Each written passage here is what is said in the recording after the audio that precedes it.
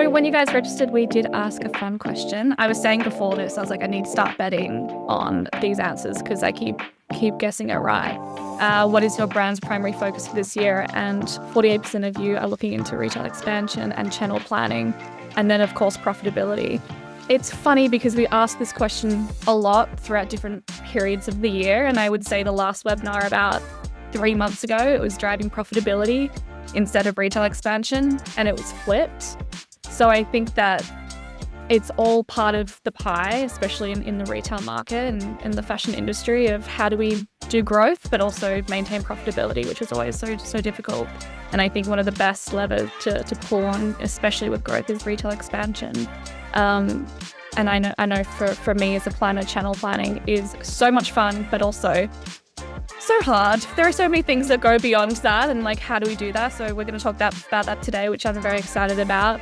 Of course, I think things like return rates, sell-through, market changes come with the day-to-day job of being a retailer, really.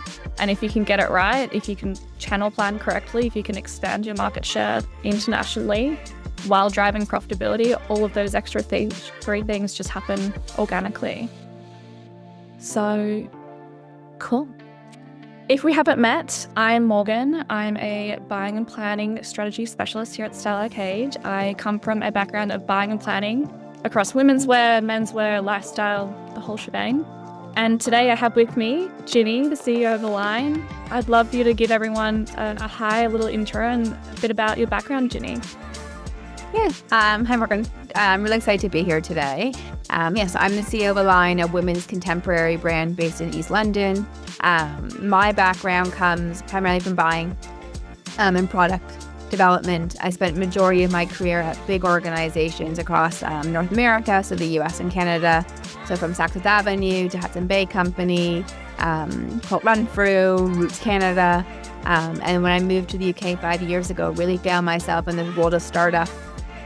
First at Astronomy in the jewelry space, and then my background is apparel. I'm an apparel girly through and through, and found the opportunity to come start my own brand in the sense. So I've been leading Align for 2 years. So we're 2 years into our DTC journey, and really kind of at this moment in time where we're switching from being a direct-to-consumer brand to being an omnichannel brand. So it's a very exciting time for Align, and also kind of going on our global journey. So just excited to chat to you today about kind of some of the steps we're taking. I'm such a big fan of Align. Like, honestly, when you guys launched, I was like, this is exactly what I want. Denim, tailoring, like, that's exactly it. And it's so London. Ginny, I want to talk about the D2C, why you guys started there, because it's interesting. I've spoken to so many kind of small brands who start with actually wholesale because they've got those connections to the buyers. They start down that route more from like a marketing channel perspective, but you've done the opposite. You started D2C, and I'd love to understand kind of your approach and why you did it in that way. Yeah, absolutely. I think I'm a buyer, and buyers don't like hearing what other buyers have to say. We all think that we know the best. So that's fundamentally part of it. But I started at Saks in their training program, and one of the things that they taught us was to be customer obsessed. And I wanted this moment in time, everyone on this call probably knows how the fashion kind of calendar and critical path works. You're designing product so far out in the process. Our lead times are around probably 10 to 12 months between concept and it coming into the store. And I just wanted a moment in time for me to know my customers. I wanted the data. I wanted to hear what they were liking, what they weren't liking. I wanted to be able to make mistakes and quickly correct them. And I needed to do it through the lens of me knowing what Align was. And if you start with wholesale, you know what the wholesaler's customer is, but you're not the end consumer. And I wanted to be a bit precious with the brand. This is my baby in many ways. And I just needed 2 years to make my mistakes, to find out who our customer was, to really now know what our Align girl is saying. Like, I knew what I wanted to bring to market, and what I wanted the brand to be. The first piece I really designed that I knew who the Align customer was our long sleeve kind of waisted blazer Daphne. And when that came out, that's when I kind of knew exactly who the Align girl was and what I had created and what I wanted Align to be. But that took probably 12 months through the journey to kind of go through evolutions of, are we a dress brand? Are we a denim brand? Are we a tailoring brand? What is it that Align fills in the marketplace? And I think wholesale can muddy that. It's a hard decision, though, to take because wholesale injects cash into the business. So you're really saying, I'm going to stand alone for 2 years and I'm going to make mistakes and you're going to ride a different wave. So it was a hard decision to make, I'm not going to lie, but I knew getting that instant customer data, building the customer relationships directly with me, hearing what they were saying. I hope we get to the stage that I'm not doing this, but I still go through every single order before I go to bed. And I know who the customer is, what they're buying, what sizes they're buying. Unfortunately, who's buying 2 of a size or 2 of a color. And I just love that about being DTC. Yeah, if the access to information, right? And I agree. It's like having a little sense of control in such a rocky start period, like taking risks and like being able to do that. And I love that. And I think, yeah, wholesale is amazing for marketing and getting your brand out there. But if you can push marketing yourself and push the brand message and just give yourself space to take those risks, it makes a lot of sense. So if you've been doing D2C, why are you doing Omnichannel now? I know you're expanding into wholesale, Nordstrom. I think it is the customer acquisition, right? I think now that I know who we are and who Align is, now it kind of feels time to share Align with a wider audience. And I think especially as you go in new markets, that, customers trust the retailer they shop from. They don't know Align. They know whether they're a ShopUp customer, they love ShopUp, they're an Amazon Prime customer, they get the benefits from that. There's a validation that wholesale gives your brand that, a ShopUp buyer and their reputation that they want to stock Align. And it feels like, it's ironic because this chief merchant of ShopUp is my old boss from Hot Renfrew.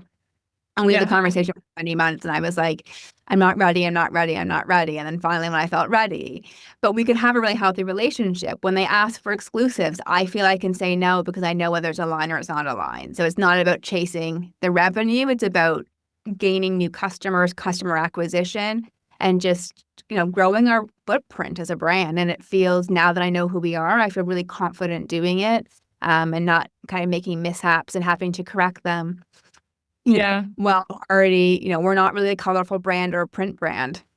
That's different for wholesale. Who loves color, who loves print.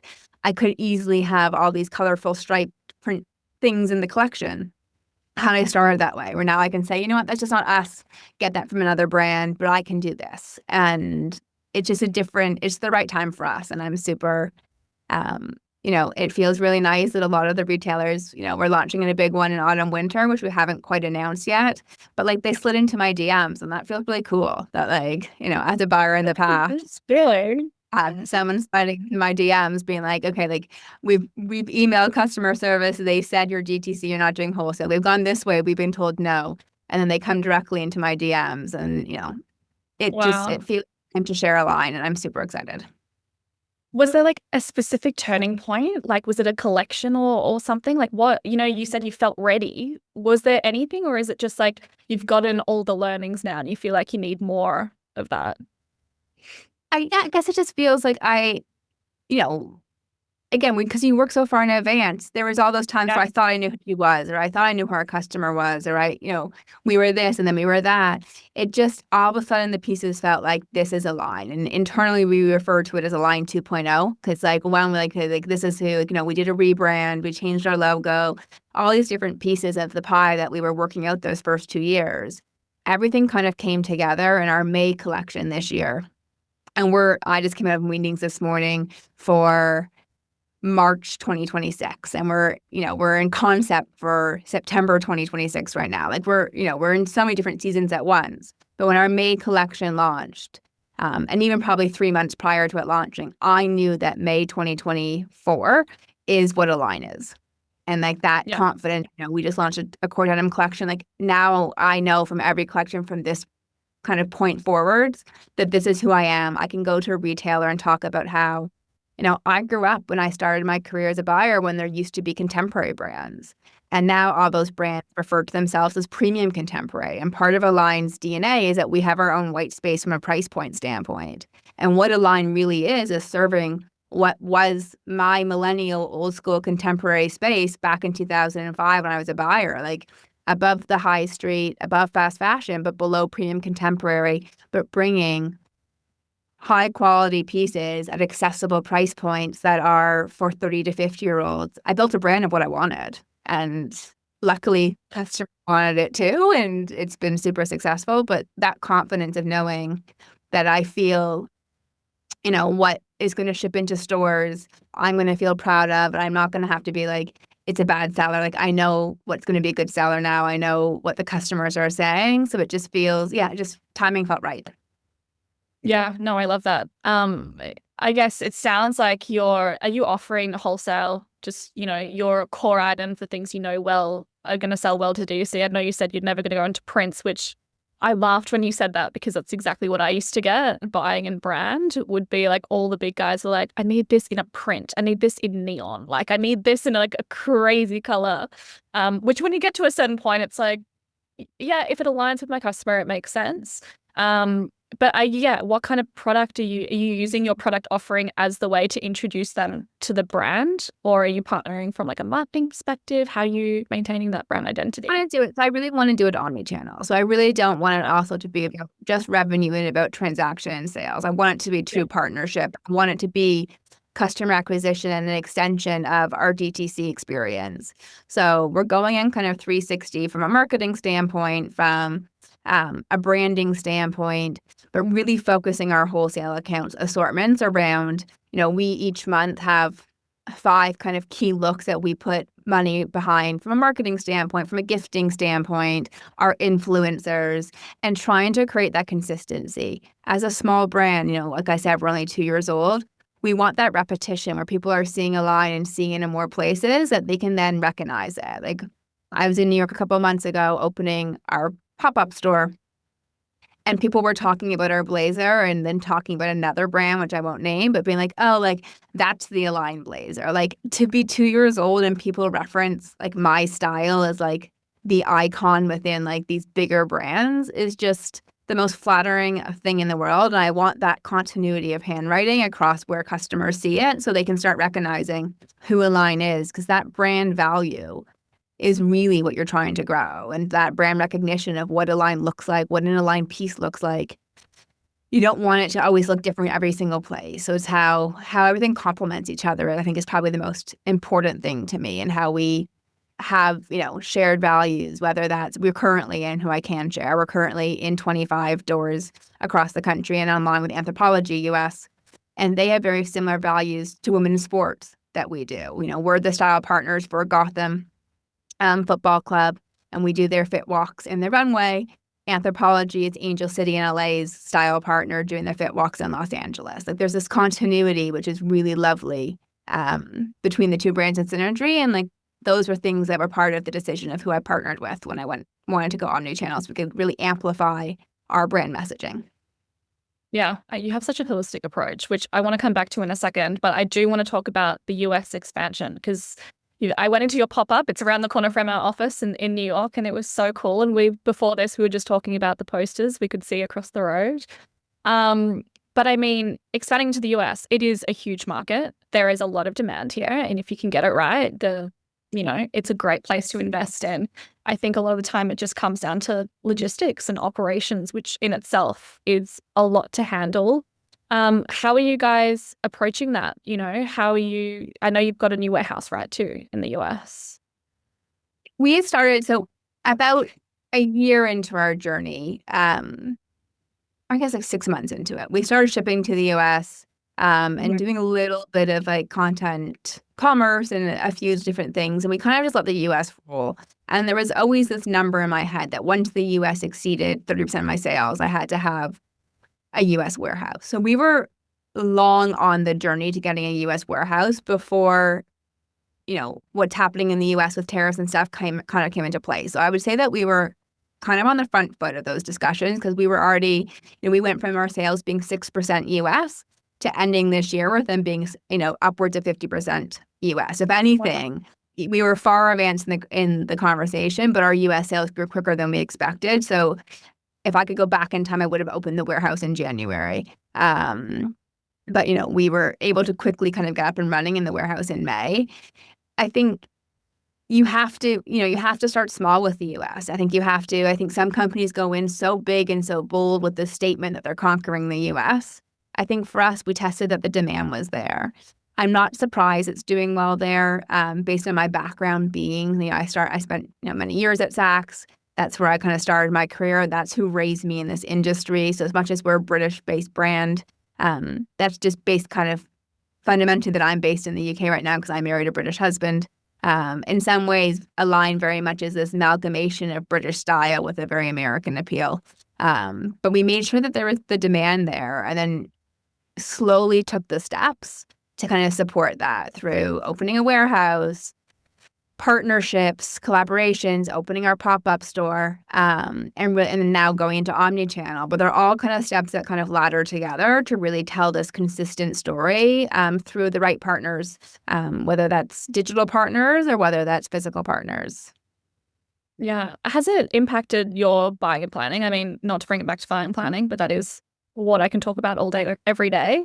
Are you approaching or thinking about different merchandising or like allocation models, or how are you handling that at the moment? Definitely. I think that we see similarities between the market, but at the same time, there's lots of differences. And I think that's where Style Arcade, we've been an adopter of Style Arcade from the very beginning, and having that kind of visual tool for our entire team. Like, I think everyone in our organization logs in weekly so we can see very clearly and very easily what's working in both markets.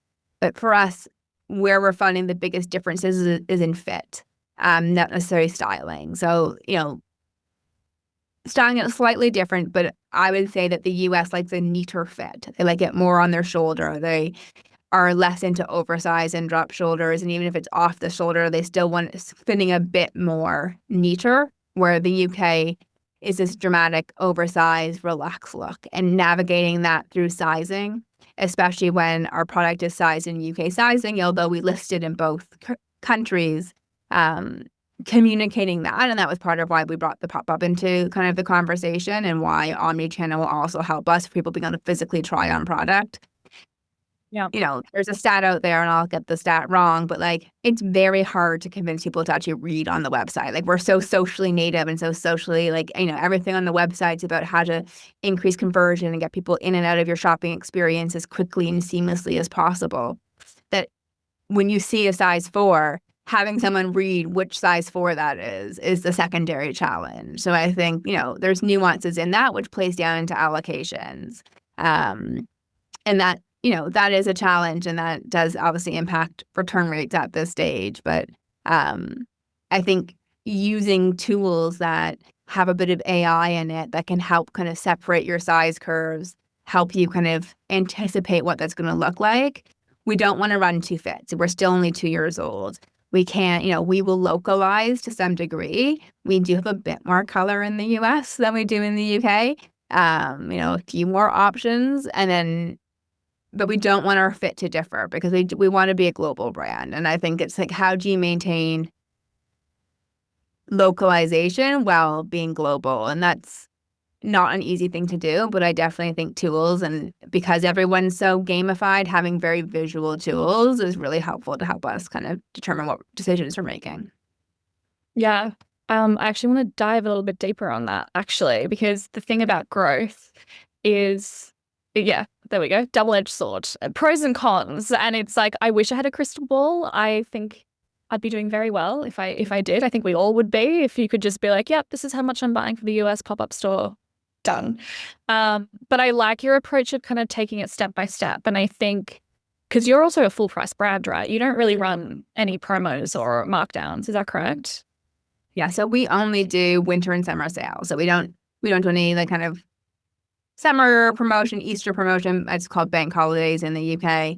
And we don't do Black Friday or cyber sales. We want to, we're not a sustainable brand.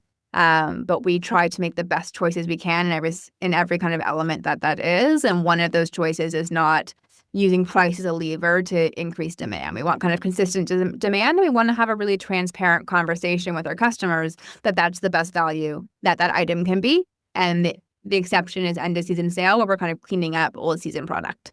So yeah, I love a crystal ball too. I mean, if I had my crystal ball, I don't think it would say open a pop-up at the beginning in April in the coldest spring in New York possible that is wet and cold during a very interesting time with tariffs and everything else. You know, it's consumer sentiment and everything else. We don't have that. I think you have to commit and trust your gut and realize that the highs come with lows, but you have to take them as learnings, and you have to know when your timing is right to just have a bit of perseverance and keep pushing through, because it's not going to be a linear journey. And that's probably the biggest thing I've learned. It's like it's not, but that doesn't mean, you know, when we set out to open the pop-up store, I had 5 goals. I would say we're hitting 3 of the 5 goals. And not all 5 goals were revenue. Some was about customer acquisition and customer awareness and community growth. Like the goals extended upon just revenue. Revenue is actually quite low on my list of things that I care about the pop-up store doing. And it's not that it's not performing, but this, you know, one of the goals transparently was to lift our e-commerce business. And the reality is, when we were shipping at that time, when we opened from a UK warehouse, it's very hard to lift your UK e-commerce business and lift the house when you're shipping from the UK, and everyone that's purchasing is going to have to face tariffs on the other side. So, you know, we had to kind of pivot off that being one of the goals, and it, you know, you change them, you pivot, you react. But I think you have to just stay true to kind of what your brand values are and what you kind of want as your objectives, knowing that there will be headwinds that you cannot predict. But that's big in retail. Like last year we dealt with the Red Sea. You know, a couple of years prior to that, we were dealing with COVID. A couple of years prior to that, was something else. Like, I just feel like that's part of why we love being in retail, is there's always something that we're facing, that we're pivoting around, that we're challenging around, that's impacting our planning and our assumptions. There's never really, I don't remember a time in 25 years in retail that there hasn't been something that has like been a headwind that was unanticipated to it. So I kind of ride them now as like exciting. Yeah, no, I hear you. There's something every week, and I think it comes back to this, where giving clothing and apparel to people, and people are affected by these macroeconomic events, right? So it's like, how can we still give them, you know, what the people want, and working around these things. But I love that you said community too, because I feel like that's such a huge word, especially now too. I think the consumer is getting smarter and smarter, and they don't want everything from one brand. They're like, I'm coming to you for that. I know Align is where I get my denim and my jacket from. And I think I like your approach to this pop-up versus just a permanent store, because I think it's driving that community too, right? And it's like, I can get to know these people and get all that direct feedback like you were talking about before, starting with DTC. It's all about control of the constant data coming in, because the more you can get in, the more accurate you can get with expanding the next one. Yeah, absolutely. And that was a goal. Like I promised myself, and I was like actually really proud of myself, that I surrendered the pop-up the day before it started. And they're like, don't do it. Like, let it open. Like, let it see its results. It's going to like exceed your expectations. And in many ways it had. But I knew for me, the strategy was always popping up. And like part of it was to pop up and to also pop down. And I didn't want to be convinced that, you know, I love the pop-up. It looks amazing on Green Street. Like it's one of the proudest things I've ever done. I would love to have it there 12 months a year, but that wasn't what its purpose was at this time in our journey. It was about meeting our customer. It was about hearing what they wanted to say. And the pop-up will go to another location, and I can meet new customers and more customers and hear what they have to say. And that was really the strategy I kind of laid out for the beginning of this year. And I really wanted to not romanticize the store and fall in love with it, that I kept it. So I had to make sure I gave it away before I, you know, moved in, had the opening party, because it's about that customer acquisition. It's about hearing it. You know, I spent a week in New York when it first opened, just being a silent shopper in the store, hearing what people were trying on, hearing their confusion over the sizing, and then the fit, and when they looked at the labels, even though they have both of it on it, the UK is on it first, and just them kind of struggling with like, what size are they? Am I this? Am I that? And even though they're both on it, just seeing how they interacted with that and how they interpreted that was a really interesting kind of learning and how we've now we've changed our layout of our labels to try and make it clearer. And with the US now being a bigger portion of our sales, and we're not doing any wholesale in the UK, so we're 100% digital in the UK. And we'll have these partners in the US. We're actually flipping that the US size is first on the labels, because that's where customers are going to be looking at the labels. Where when you're digital, it's what you're looking at on the website. So like how those learnings play into how we can better make decisions for the future to make sure we're serving the customer first. Because at the end of the day, to your point, customers have endless options. They're getting smarter. They have personal style. Like they want to create their own looks. You can't expect a customer to come in and buy their whole entire wardrobe from one brand. They have to be able to come in. They're choosing where to spend their money. They want to know your values, what you stand for, how you make your product. No brand is perfect, but you have to try to make sure that the customer always feels you're making the best choices for them. And whether that's to how you design it, what your quantities you purchase, what your promotional activity is, and then being consistent. Because I think that consistency of who we are, it's one thing to say you're non-promotional and then get scared about one bad sales week and then be promotional. Then you've broken their trust and they're not going to trust you the next time when you say, no, I'm not promotional. I have to sit on my hands sometimes. And when everyone's going to have a slow seller that doesn't live up to their expectations. Sometimes it's hard waiting until summer sale because I just want it off my site. But I have to hold my hands and say, no, we're not promotional. We're just going to it's just going to live there. Re-merchandise it to the bottom. It will eventually go into sale. But that commitment to our customer is really important to me. Yeah.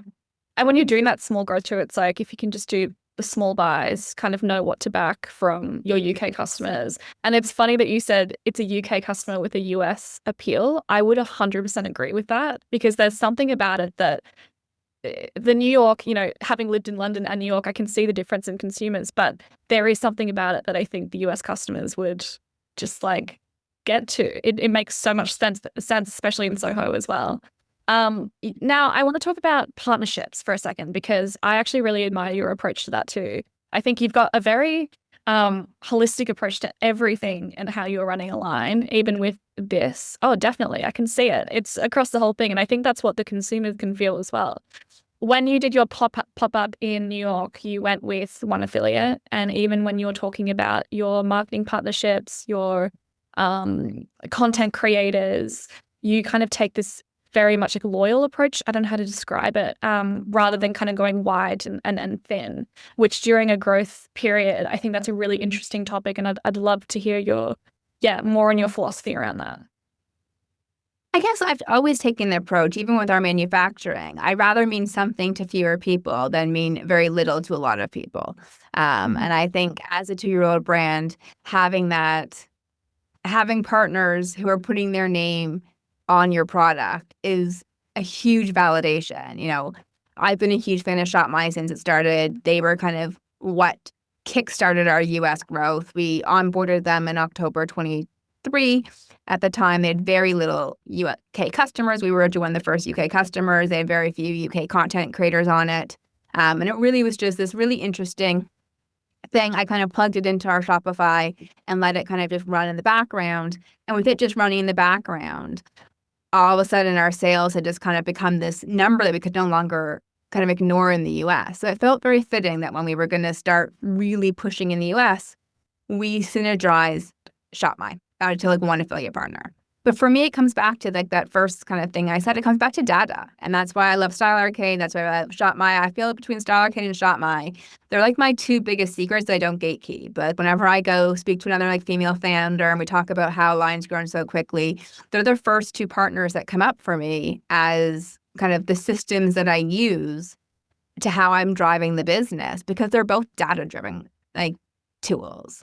Other affiliate partners, you can see what you're doing with the partner, but you can't see who are your net promoters. You can't see the facts. Where Shop My is this beautiful platform where I can see exactly which content creators are driving my business. I can see who's giving positive sentiment. Who are my net promoters? Who do I want to work with? Who do I want to partner with? Who aligns with my values? I couldn't see that through other platforms. So whether it would be quicker to have more people and growing, I don't think I can maintain my brand positioning and that clear relationships of who then I make big relationships with without tools that gave me clear data. And I just, whether it's the customer data that I'm obsessed with being DTC first, or, the content commerce data or the selling data, really what buying and planning and building a retail kind of business is about how you leverage what customers are saying in customer data. And I just look for partners that really give me tools that leverage that. And I think by having these fewer partners, like I was buzzing that ShopMy wanted to put their logo on my grand opening party. Like they hadn't done that yet in New York, and it was just really special. And then the content creators that came because they were fans of ShopMy, these organic, authentic relationships to me is what all of this is about. Because again, retail can be stressful at times. Without that, like what are we doing? Yeah. Oh, and the floral arrangement on the shop looked amazing. Go Google it. Look, it was so cool. I'm obsessed with flowers. I will say I paid for the flowers. That was like my whole thing. We were trying to negotiate on the flowers. I was like, no, just I'll pay for the flowers. This is what I want. And then I saw the first mood board and they weren't big enough. And I was like, no, it needs to be like double the size. I think they're beautiful. Oh, you're in NYC, go big or go home. I love it. Talking about content creators as well, because you were saying that you drove a lot through through ShopMy and the pop-up. How does that, do you find, compared to traditional paid advertising, and how do you measure that? Like when you're looking at the content creators, you mentioned like that's someone I would want to work with, or that's someone who's working. What are the kind of like metrics or things that you're really looking for in that data? So I guess like on the commerce side of it, and that's where ShopMy's been so beautiful for us. It is, who is creating links that are resonating with their audience. Like there is the commerce side to it. Who's actually generating traffic to the site, and is that traffic converting? And when they convert, are they returning? Or are they converting because of the item, or are they buying into the brand is? And like how are they selling it to it? So I think getting all those metrics are super, super powerful and great. There's other people who we partner with because we just align from a value standpoint, and there's no commerce around it. But it's about community growth, and it's about introducing Align to new communities. So I think there's always like the kind of the two tiers of it in terms of who is like, Tiffany from ShopMy really talks about like the creator commerce being like your sales associate, like who's your always on, like who are the people who are always net promoting your brand.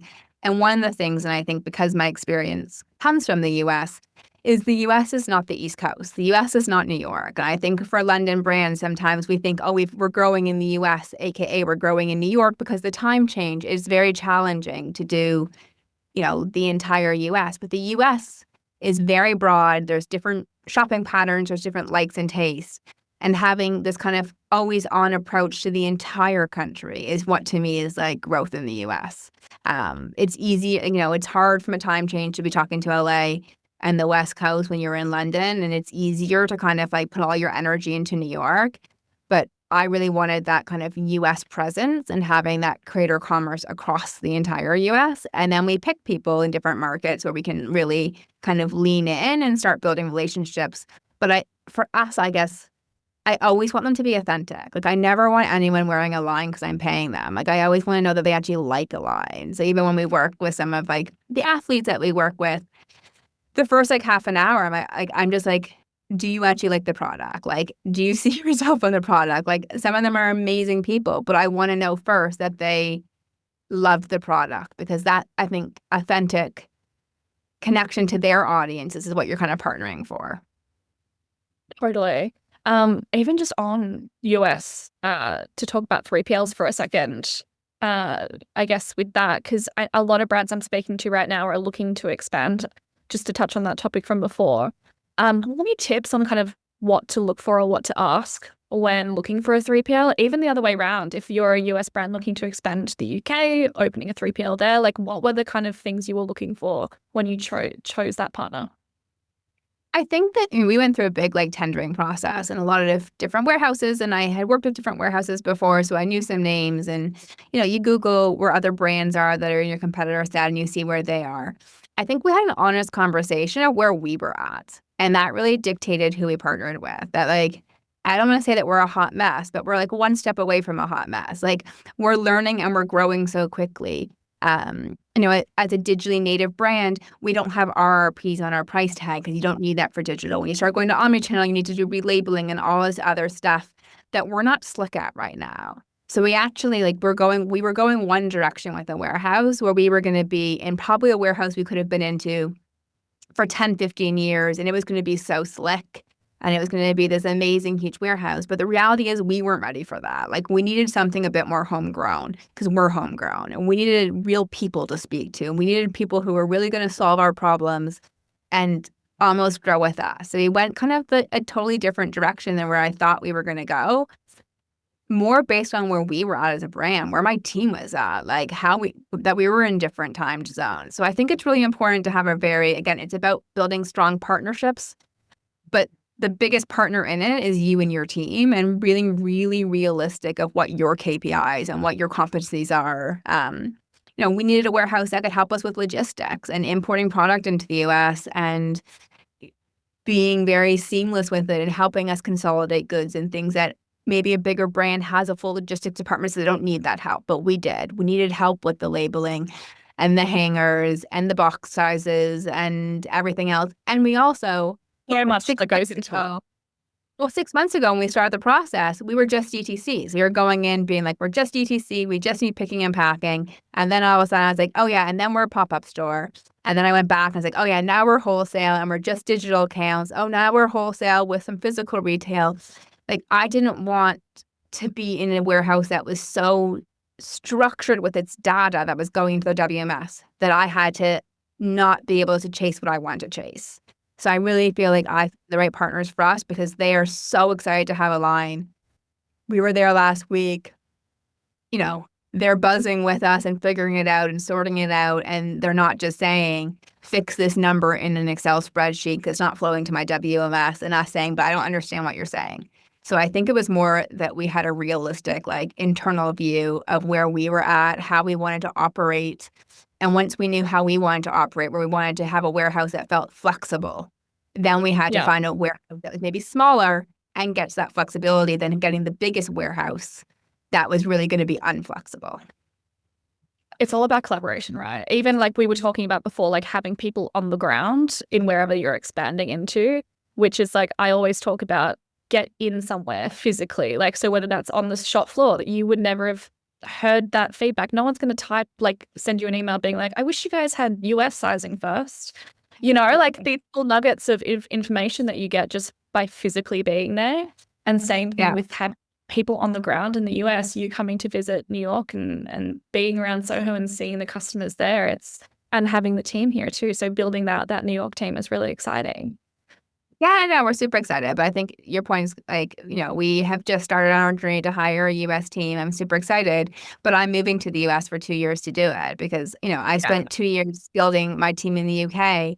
And every time we recruit people in the US, we find these amazing talent. But when it comes down to signing the contract, there's this moment of hesitation of you're not here being me. So it's after hearing that a few times, the reality was, for me to build this next chapter in the US, I have to be in the US to do that. And I can, I now have the team that I trust completely in the UK, and I'll travel back and forth. But I almost need to reverse where my location is to build those relationships, build that team to support kind of the growth, and buzzing to be doing it, but didn't think, if I had my crystal ball, didn't think when I moved to the UK 5 years ago that I would be moving to New York with my husband and 2 young sons 5 years later. A new adventure for you guys. Literally, we arrived in the UK on the 22nd of July, and we're leaving exactly 5 years to the day on the 23rd. It's literally 5 years to the day. Yeah, it's insane. Oh, interesting. What is the universe telling you? What's insane? My husband and I can't stay somewhere more than 5 years. But no, very exciting. That's part of it. Okay, so I've saved the best topic for last. I'm absolutely biased in that way. Again, buying and planning, of course. I know I mentioned before kind of working in that women's wear Australian brand, but I think the biggest thing for me was ranging products. We've already spoken a bit about sizing, the type of product, but what is your plan, I guess, as the US grows and it's already kind of taking over your UK sales? Are you kind of planning to almost continue to merge those two markets in terms of it's a UK brand with the US take on it? Or do you think you'll eventually kind of do different ranges per region? I mean, UK, US is probably not as bad as being an Australian brand in the middle of nowhere that has opposite seasons, that's for sure. So you can definitely still go to that length. But how are you thinking about going from like a product strategy point of view? I think, we've gone back and forth and we've talked about this internally kind of in circles a little bit. Your social media is global. So there has to be, as a small brand, you can have different front ends of the site. You can have different assortments on your website. You can assort stores differently and regions differently and all this different stuff. Because even across the states, you have warm states and cool states and different weather patterns of the year. But your social media, which is your most powerful thing as a brand, is global. So I think for me, it's really important that we keep 70% of the assortment global. And that's what we stand behind as the entire team. And that's what we're going to market. And that's what's going to be in our out of home and in our brand moments. Because I don't want to show up differently. I don't want to be one brand in the UK and one brand in the US. I want to be a global brand. And I think making that decision at this kind of junction, there's no right or wrong. Some brands take it, being different in each market. I know for me, I don't want to start having different social medias for, Align US and Align UK. I want to be this global brand. So making that decision now is like really kind of critical in how we approach the next kind of year in our growth. But I do think you need to have 30% localization. And that means that wholesale can have a bit of adapting for, not maybe for print, but for color. We can kind of be a little bit more flexible, maybe a stripe. The UK can have a bit more oversized fit and the US can have a bit more of a neater fit on 30% of the product. And that allows each market to be tailored to it. Because at the end of the day, you want to be building product for your customers. I think, one of the things we didn't touch on, but I think we see that through, the front end of Style Arcade and what's coming through in our top sellers and then how we tag that and feed that back into our paid ads. We see in our paid marketing different product resonating in different ways. You can't ignore that. You can't be so set on being a global brand where you just say everyone's having the same thing and we're just going to have one message. But you have to have brand value. You look at Rhodes being sold for $1 billion last week. They have very clear, they have lots of products, but they market very few and they market them really, really well. I feel really inspired by beauty brands kind of leading how I think about global growth.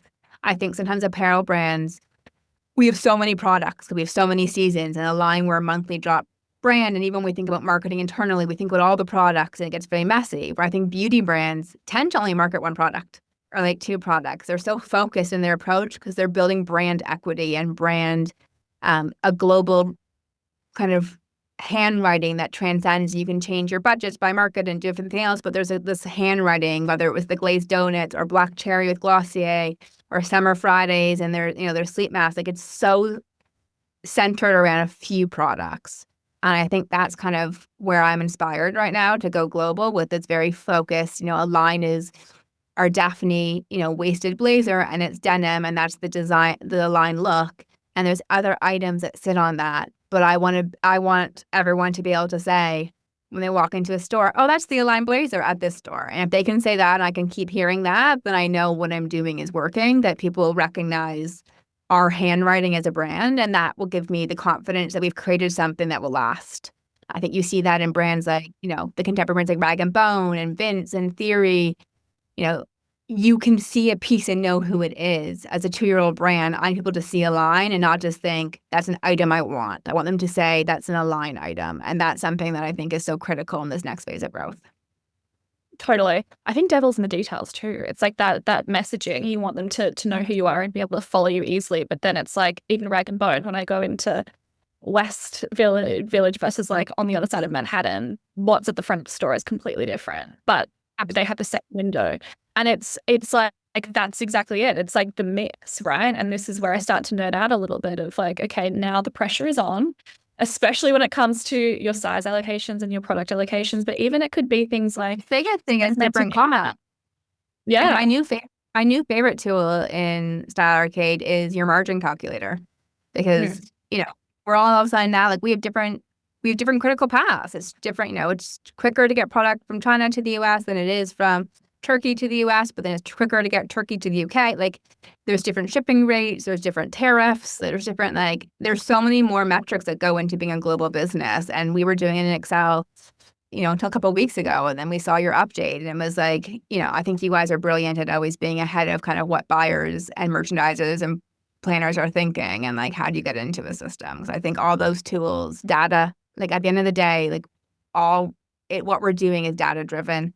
And I just think the more data we can have that's easy and seamless to adapt to, the better.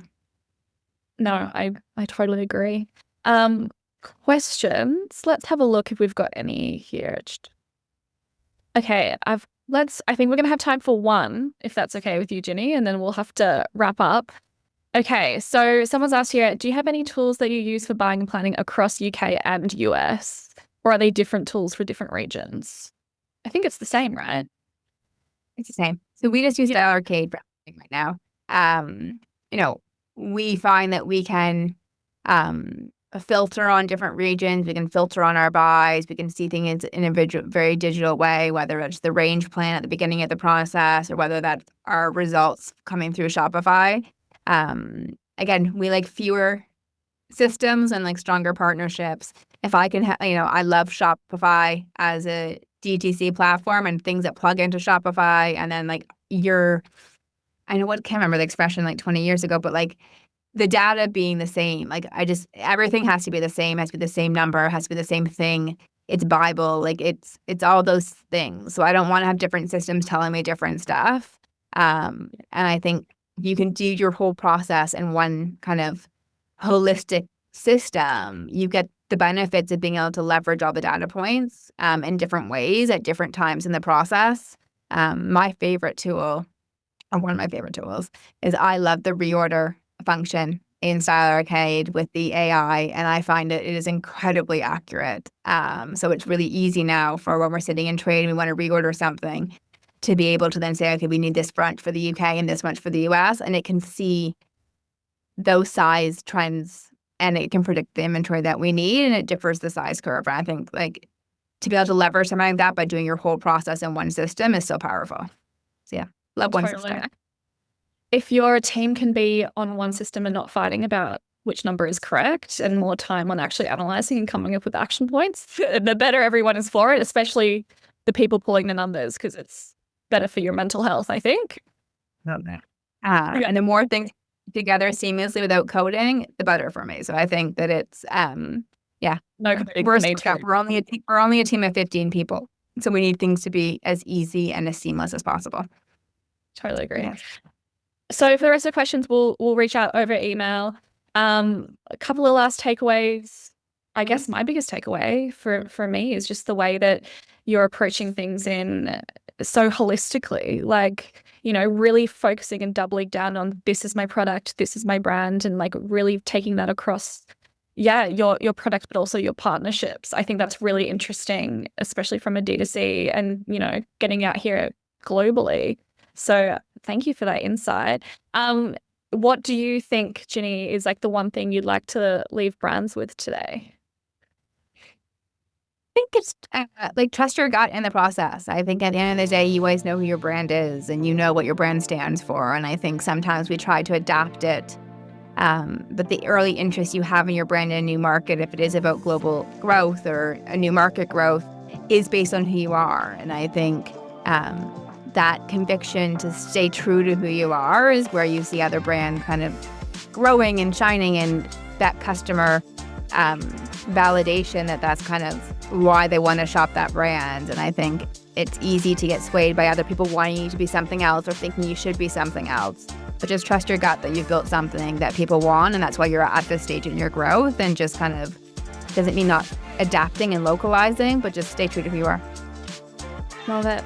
Perfect. Amazing. All right. Well, thank you so much for being here, Ginny. This has been so fun. If anyone wants to learn more about Style Arcade or Align, there's little QR codes. We love a QR code. But yeah, thanks for joining today. Have a great week.